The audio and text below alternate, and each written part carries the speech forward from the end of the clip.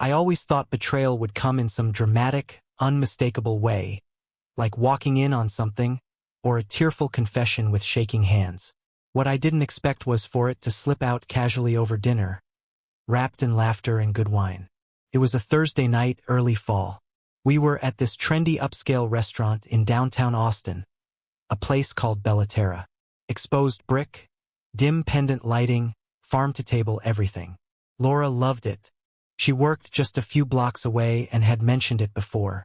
"It's where we take clients we actually care about," she joked once. I remember wondering who she meant by we. Her company, an image consultancy firm for financial and tech clients, had just signed a deal with some startup backed by a Silicon Valley firm. The deal was big enough for her boss, Mark, to book a private room and invite the whole PR team out to celebrate. Plus ones were welcome. I wasn't particularly thrilled to go. These corporate dinners weren't my thing. Too many people pretending to like each other, talking in acronyms and half-drunk ambition. But Laura insisted. "Come on," she said, tugging at my arm as she picked out earrings. "You never see me at work mode. It'll be fun." I said sure. That was always my answer when it came to Laura. "Sure. Okay. Whatever you want." We took an Uber there. She said parking would be impossible. I remember watching her apply her lipstick in the back seat. A deep red I hadn't seen her wear in a long time. "Too much?" she asked, glancing at me with that half-smile of hers. The one that used to make me feel like I was the only one in the world who really knew her. "No," I said. "You look great."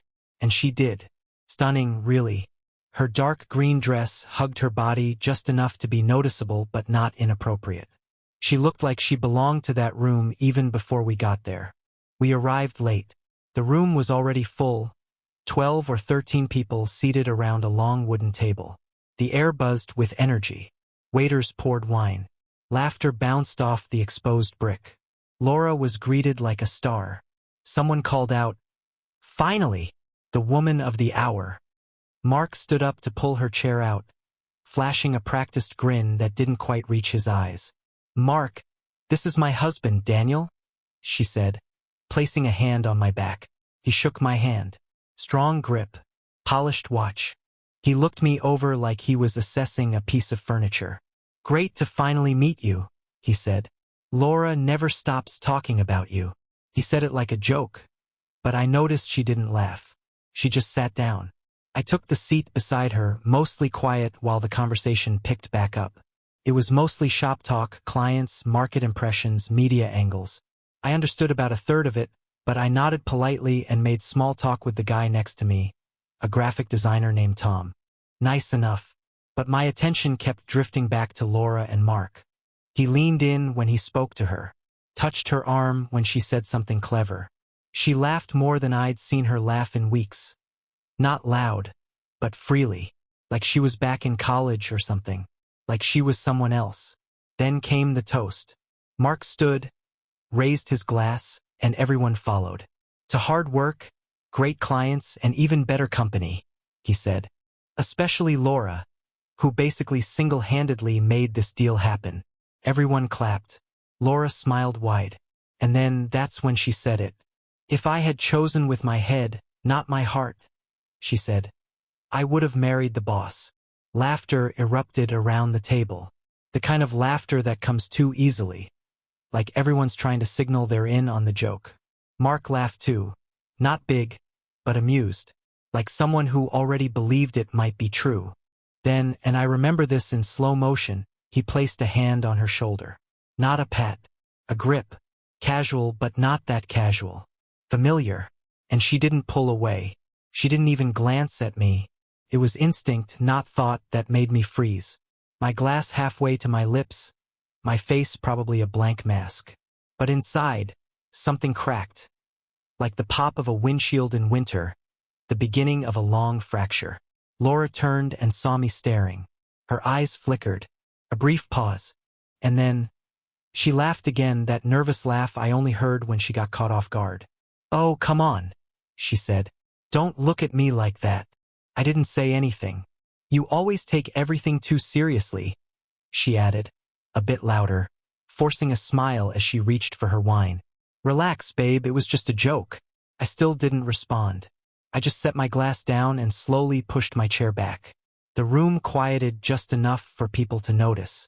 Everything okay? Tom asked from beside me. I nodded, muttered something about getting some air, and walked out of the room. I didn't go to the bathroom. I didn't go outside. I just stood in the hallway, hand against the cool wall, trying to keep my expression neutral in case anyone came out. My mind was spinning. It was a joke. That's what she said. But something about it wasn't funny. Because jokes, real jokes, aren't followed by a look of panic when someone doesn't laugh. They don't make the whole room shift uncomfortably. They don't sit in your chest like a brick. And that look she gave me? It wasn't embarrassment. It was recognition. Like she'd forgotten I was there and suddenly remembered. I didn't go back in. I called an Uber and left. On the ride home, the driver tried to make small talk, but I stared out the window the whole time, letting the city lights blur. When Laura came home later that night, I didn't ask what time. She found me sitting in the living room, lights off, TV on mute. Really? She said. You just left? You embarrassed me. I looked at her. Her makeup was still perfect. Her dress unwrinkled. She hadn't rushed. She didn't look apologetic, just annoyed. You embarrassed yourself, I said quietly. She sighed, tossed her bag onto the chair. It was a joke, Daniel. Jesus, you really need to get over this insecurity thing. Insecurity. That's what she called it. Like I was the problem. Like my reaction. Not her words, not the hand on her shoulder, not the awkward silence that followed was the issue. I didn't argue. I didn't yell. I just went to bed. But something had shifted. I didn't know it yet, not fully. But deep down, I think part of me had already started to let go. It was just a line at dinner. But sometimes, one sentence is all it takes to blow a hole through the wall you've spent years building. And once the air gets in, the questions, the doubts, the old memories you shoved into boxes, you can't just seal it up again. It wasn't a joke. Not anymore. The next morning, I woke up before Laura. Or maybe I never really slept. I couldn't tell anymore. The sun was barely up, the sky outside still that pale, early gray. She was curled away from me, breathing softly, peacefully, like nothing had happened, like the night before had just disappeared. I stared at the ceiling, eyes wide open, and for the first time in a long time I didn't feel confused, I felt clarity. Cold, steady clarity. Because once a crack forms, you can't stop looking at it.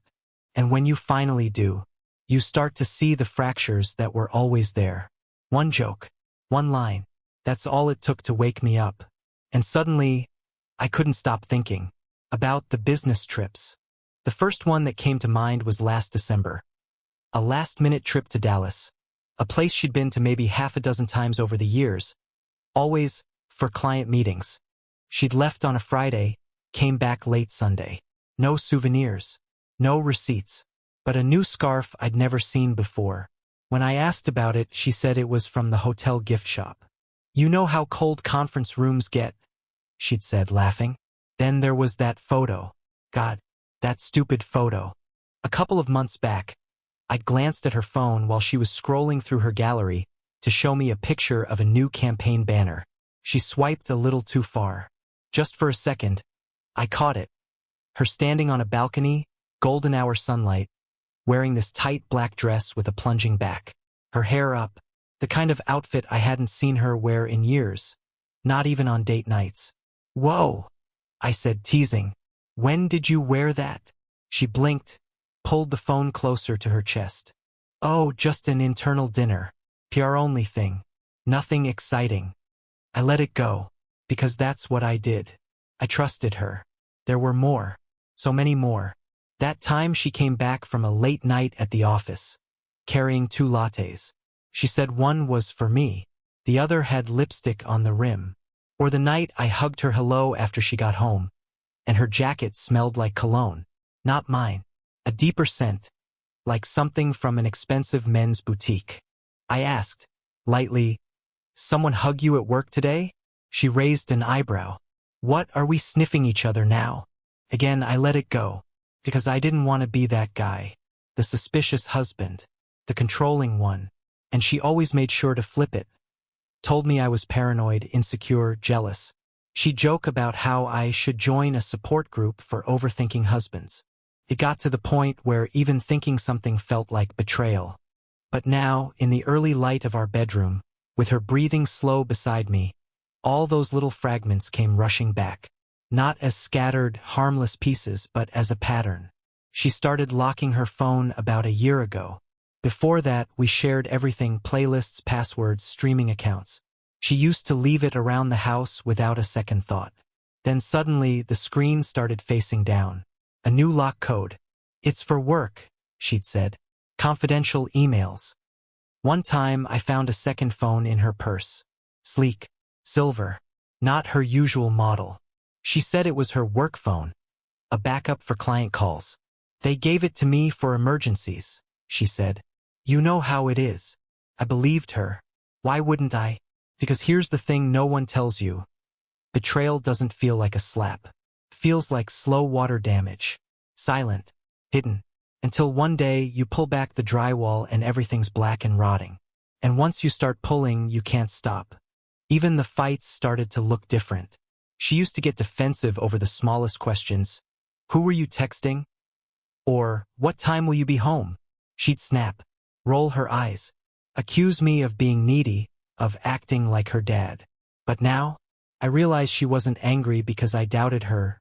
She was angry because I was close. Too close. And Mark. Mark. Her boss. The one who emailed her at all hours. The one she always defended when I questioned the way he called on weekends or sent urgent project messages at 10 p.m. on a Sunday. "I can't help it if he trusts me," she'd say. "Some of us don't have the luxury of clocking out." She made it sound noble, like she was sacrificing for her job. And I, idiot that I was, admired her for it. But now I saw it clearly. It wasn't just work. It wasn't just ambition. It wasn't a joke at dinner. There had been something between them, maybe still was, and she hadn't just crossed a line. She'd erased it. Slowly, quietly, and right under my nose. Around noon, she texted me from the other room. Something she'd started doing more often lately.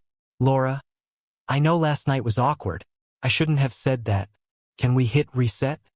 I stared at the message for a full minute. Can we hit reset? Like this was a sitcom. Like a snide comment and a touch from her boss wasn't enough to make the world stop. I didn't reply. Instead, I walked into the living room. She was curled on the couch, laptop open, pretending to work. She looked up, surprised, maybe a little nervous. "Hey," she said. "You okay?" "I'm fine," I said. "Just needed some air earlier." She tilted her head. "You know I was kidding, right? I mean, everyone laughed." "Yeah, except me." She closed her laptop, bit her lip. "Daniel, come on." I didn't sit. I just stood there. "Tell me the truth. Have you ever been involved with Mark?" Her jaw dropped open. "What? No, of course not. Jesus. You seemed pretty comfortable last night." She stood up now, voice rising. "Seriously? You're gonna twist a joke into some conspiracy theory? What is wrong with you?" "I'm asking," I said, trying to keep my voice level, "because a lot of things are starting to make sense now." She crossed her arms.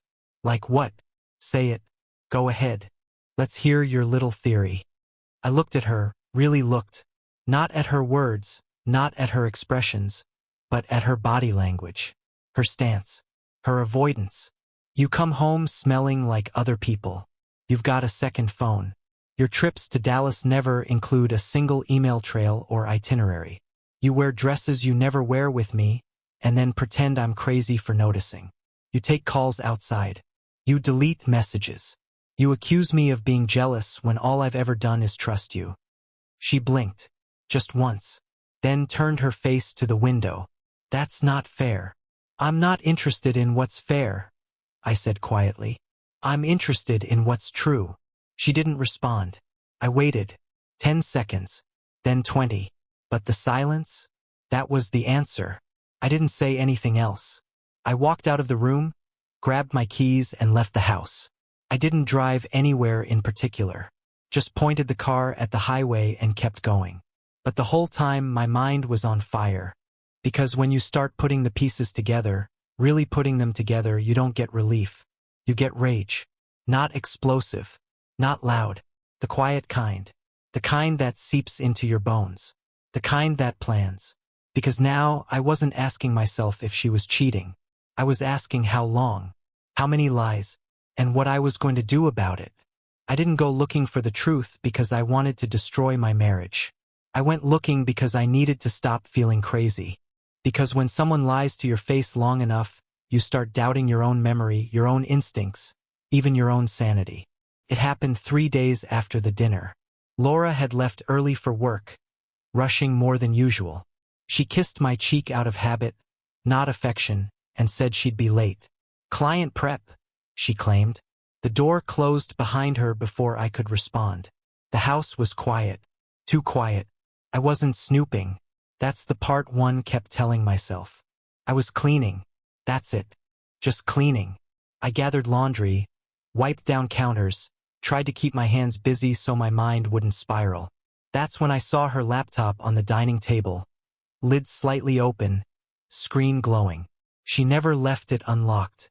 My first instinct was to close it, to walk away, because once you cross that line, there's no uncrossing it. But something inside me had already crossed it days ago, maybe years ago. I sat down. Her email was open. Not just open, active. Inbox centered on the screen like it was waiting for me. First, it looked normal. Internal memos, press drafts, client threads. But then I saw the subject line that didn't belong. Scottsdale. Confirmed red heart. My heart didn't race. It dropped. Straight down. Like my body already knew what my mind hadn't caught up to yet. I clicked. Hotel confirmations. 2 names. 1 room. Dates that lined up perfectly with her Dallas work trip from last spring. Only it wasn't Dallas. It was Arizona. Another email followed. Then another. Threads archived. Not deleted. Careful. Intentional. Then I saw the messages. Mark. Not Mark S. Not M. Just Mark. They weren't graphic. They didn't need to be. Familiarity screamed louder than anything explicit ever could. Miss you already. Next time, no meetings. Just us. You looked incredible this morning. Timestamps matched nights she said she was on calls. On deadlines. On flights delayed by weather. And then the photos. I stared at the screen for what felt like an hour before I clicked one. My hands didn't shake. That scared me more than anything. There they were. Him and Laura. In bathrobes. On a balcony. Sunlight spilling over her bare shoulder as she leaned into him. Smiling in a way I hadn't seen in years. Not playful. Not polite. Int asterisk mate. Easy. The background hit me harder than the image. I recognized it. The resort. The view. The iron railing. Scottsdale. The place she and I had gone for our anniversary 3 years earlier. The trip she'd called perfect. The trip she said she wanted to recreate someday. She already had. With him. There were more photos. Breakfast trays. His arm around her waist. A wine bottle on a table. Gifts laid out on white sheets. Every image felt like a confirmation, not a discovery. This wasn't an affair that just happened. This was planned. Repeated. Curated. I leaned back in the chair, staring at the ceiling. I didn't cry. I didn't scream. I didn't feel anything dramatic at all. I felt hollow. Because when betrayal is this thorough, it doesn't shock you. It erases you. I copied everything. Emails. Bookings. Photos. Voice notes. One of them played automatically when I clicked it. His voice, low and affectionate. Can't wait to see you again, baby. I closed the laptop. That was it. No confrontation. No denial. No chance for her to lie again. By the time Laura came home that night, I already knew something she didn't. I knew the truth. And I knew our marriage was already over. I thought I would confront her. I thought there would be yelling, accusations, maybe tears. That's what people expect when betrayal finally shows its face. But once you've seen everything, Once the truth is complete and undeniable, there's nothing left to argue about. Anger requires uncertainty. I had none left. I didn't want answers. I didn't want explanations dressed up as apologies. I didn't want to hear how it just happened, or how it didn't mean anything. I had already heard those lines before, just in different forms. I had memorized them without realizing it. What I wanted was distance. Clean, deliberate distance. Laura left for another business trip 2 days later. Scottsdale this time, if I had to guess. She moved through the house like everything was normal, humming while she packed, asking if I needed anything from the grocery store before she left. She kissed me on the cheek out of routine, not warmth, and reminded me to water the plants while she was gone. I nodded, smiled, helped her load her suitcase into the trunk. I watched her drive away like it was any other morning, like she wasn't driving straight out of my life. That was the moment I decided to disappear. I waited an hour after she left. Long enough for her to be on the highway. Long enough that she wouldn't suddenly remember something and turn back. Then I moved. I didn't grab everything, just what was mine. Clothes folded neatly, shoes lined up, personal documents, my passport, the watch my father gave me before he passed, a few books with notes in the margins. No framed photos, no souvenirs, no shared objects that belonged to a version of me that no longer existed.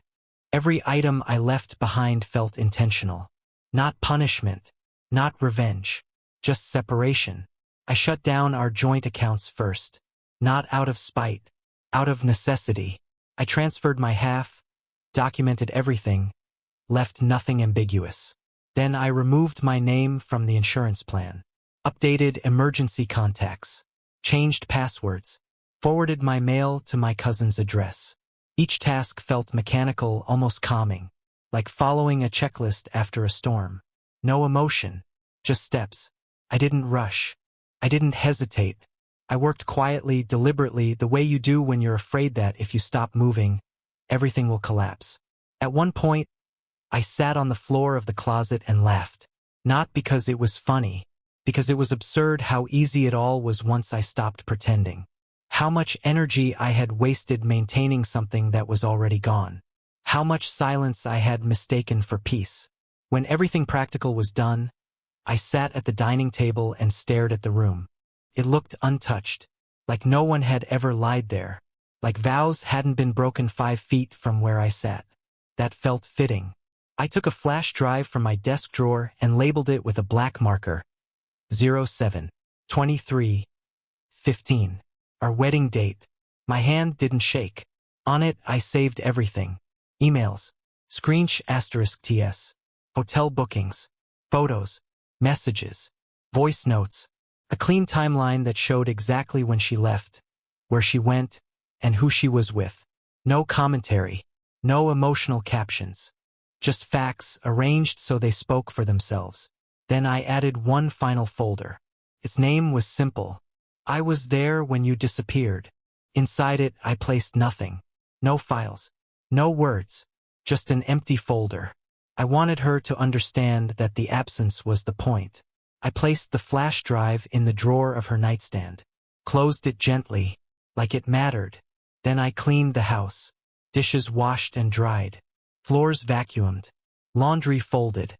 Bed made tight and neat. I wiped down surfaces, threw away expired food, lined up the shoes by the door. I wanted nothing chaotic left behind. No mess she could point to and say I acted out of rage. By sunset, the house looked perfect. Empty, but intact. I locked the door behind me and stood there for a long moment, key in my hand, listening to the silence inside. The kind that doesn't echo. The kind that settles. The kind that tells you something is over whether you're ready or not. I walked to my car with a strange sense of calm. No shaking hands. No racing thoughts. Just a steady awareness that something permanent had been done. When I pulled out of the driveway, I didn't check the rearview mirror. I already knew what I'd see if I did. The streets looked the same. Neighbors waved. A dog barked somewhere down the block. The world didn't pause for my realization, and that somehow made it easier. Nothing dramatic marked the end of my marriage. No thunder. No collapse. Just a man leaving quietly while the house stood still behind him. At a red light, my phone buzzed. A message from Laura, already halfway to wherever she was going. Made it through security. Talk later. I turned the phone off. That felt like the final step. Not blocking. Not deleting. Just choosing silence. Because silence doesn't argue. Silence doesn't explain. Silence doesn't beg to be believed. Silence simply leaves. By the time I reached the highway, the sun was gone. The sky had turned that deep blue that comes right before night settles in. I drove until the city thinned out, until the lights stretched farther apart, until my chest finally loosened enough to breathe.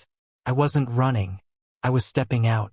And for the first time since the dinner, since the joke, since the truth came into focus, I felt something close to control. Not over her.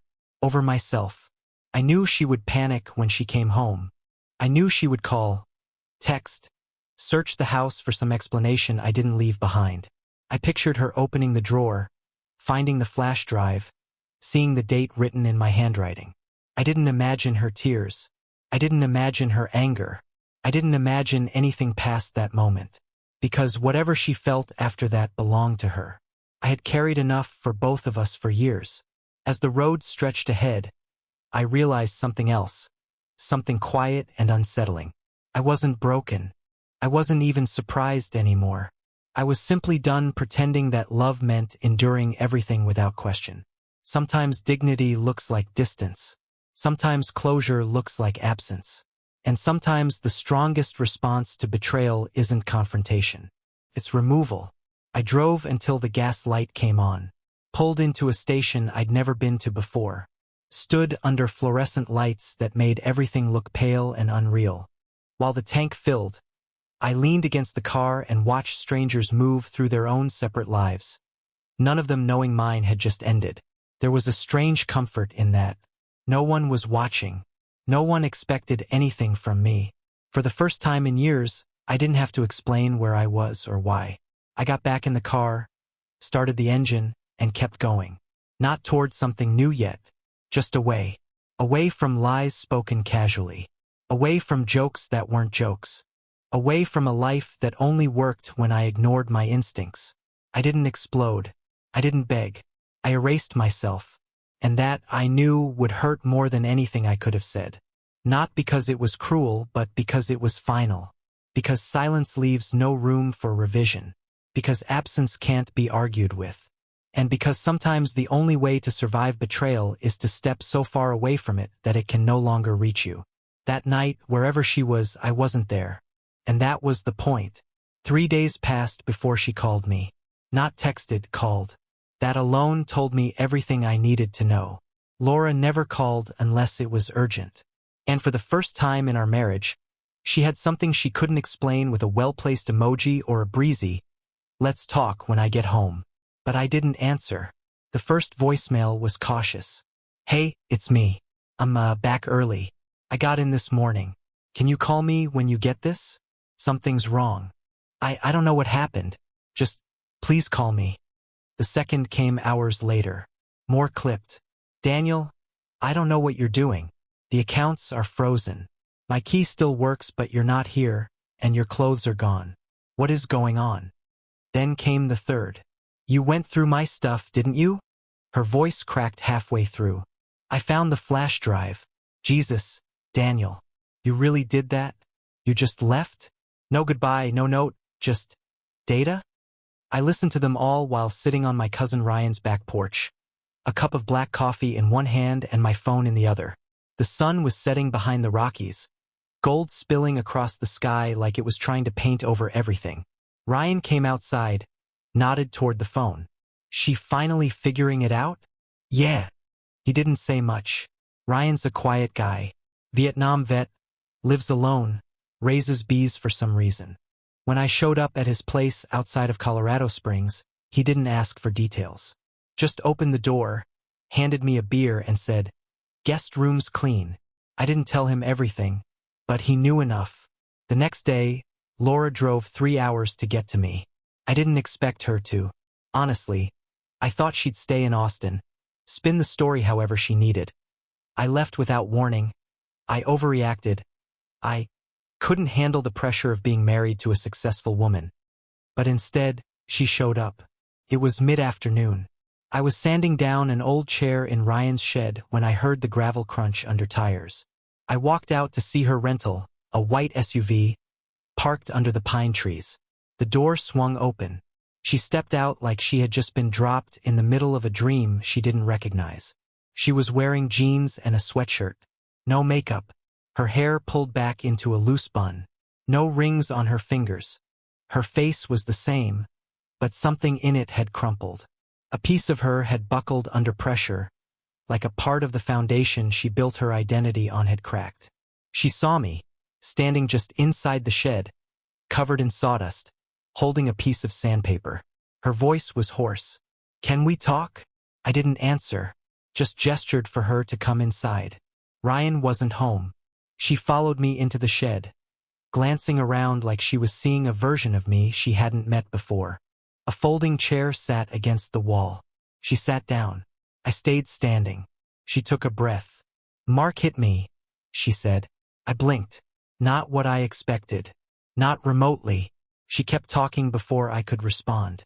"When I told him I was ending it. When I said I was done. I said it was over and that you knew everything." He snapped. Her eyes welled, but she didn't let the tears fall. "I know that doesn't change anything," she said quickly. "I'm not here to make you fix it. I didn't know where else to go."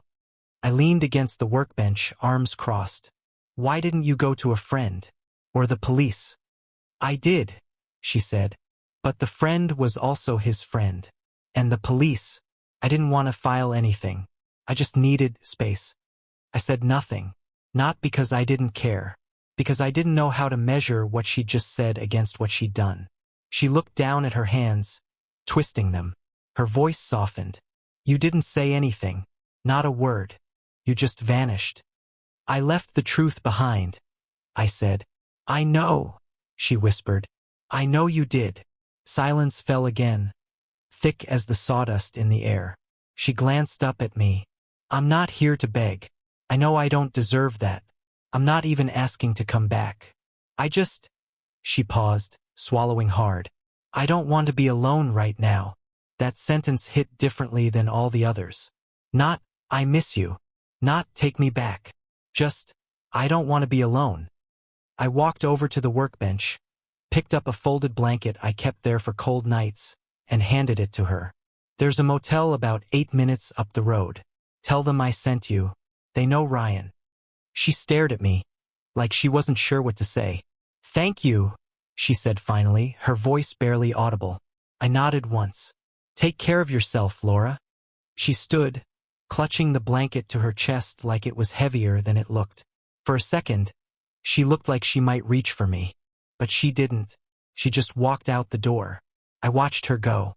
And for a long time after the car pulled out of the driveway, I stood there, gripping the edge of the workbench, my hands white with tension I hadn't realized I was holding. She was right. She didn't deserve me to fix it. But she was also human. Flawed. Wounded. Wrecked, maybe. But not empty. It would have been easy to hate her. But I didn't. I just didn't trust her anymore. And without trust, there's no home. No path. No future. The next morning, she was gone. Left a note on the porch that said, "Thank you for not turning your back completely." I didn't reply, because I already had. Not out of cruelty. Out of survival. A week after Laura left the mountains, I mailed an unmarked envelope to her firm's HR department. Inside were timelines, **TS, bookings, everything. No note. No signature. Just truth. 2 days later, the firm's website quietly removed Mark's profile. Clients began pulling accounts. Then came the headline in the business section, "Finance Director Resigns Amid Ethical Review." He vanished. No press conference, no denial, just gone. Laura's coworker texted me, "You see what happened to Mark?" I just replied, "Eventually, people answer for what they think they've buried." I didn't feel vengeful, just clean. His silence told me he knew, and that was enough. Now I live in a quiet Colorado town. tucked between pine trees and firewood mornings. I work with my hands, drink slow coffee, and write in a journal I never show anyone. I don't check my phone much. Laura's last message said, "Thank you for not destroying me. I'll carry it forever." I never replied, because the truth is, I'm no longer the man she betrayed. I'm the man who walked away, with dignity, with scars, and with a peace you only find when you stop chasing closure and choose freedom instead.